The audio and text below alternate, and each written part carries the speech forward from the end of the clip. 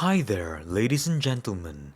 Little Confusing Prince brings to you on the topic the cause of worry. Please enjoy.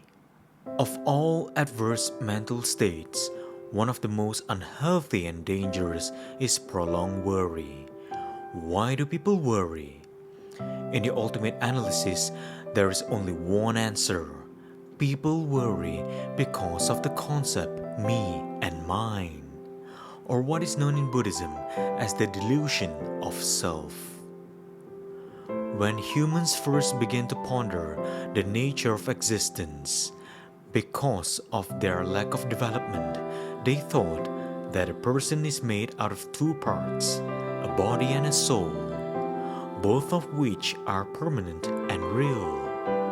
This gives rise to the false idea of a permanent self or an I.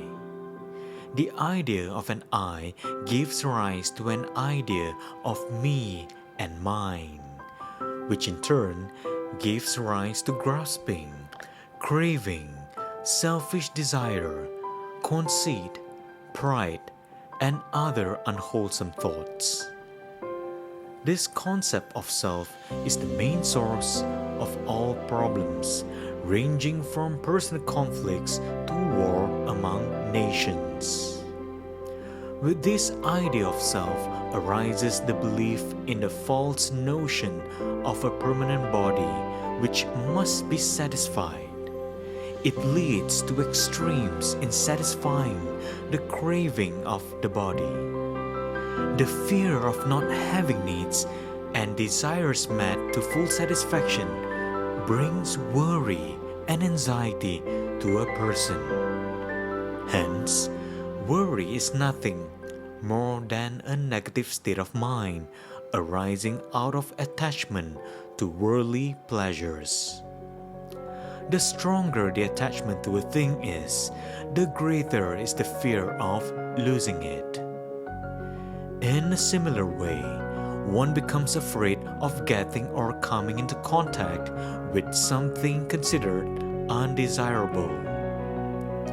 This attachment to pleasant feelings and dislike for the unpleasant ones gives rise to worry.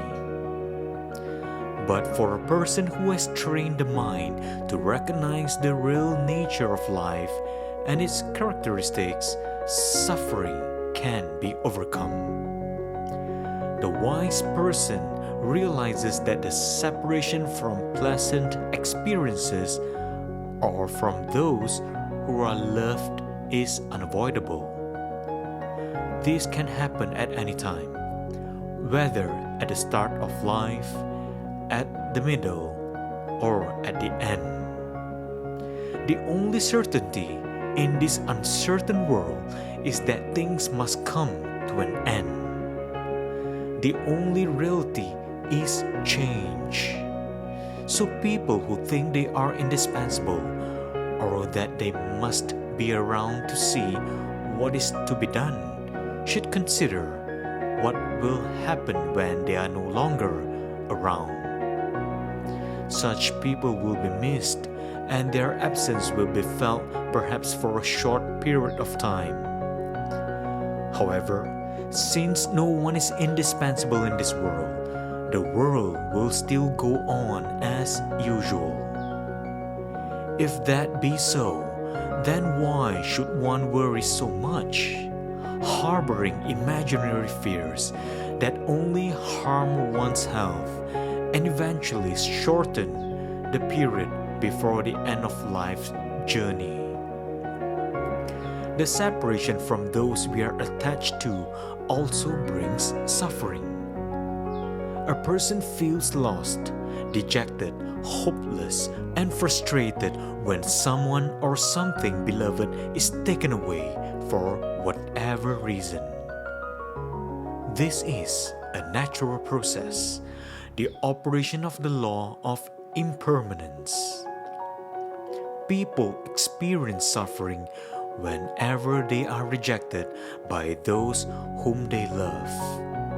But sometimes, instead of learning to cope with the situation by allowing time to heal the wounds, they become paralyzed with dejection, pondering about it over and over in their minds, looking for ways and means to mend their broken hearts. Some even express their anger and frustration through violent methods. The end, ladies and gentlemen. To be continued. Please press the like and subscribe button. Stay tuned for our next chapter.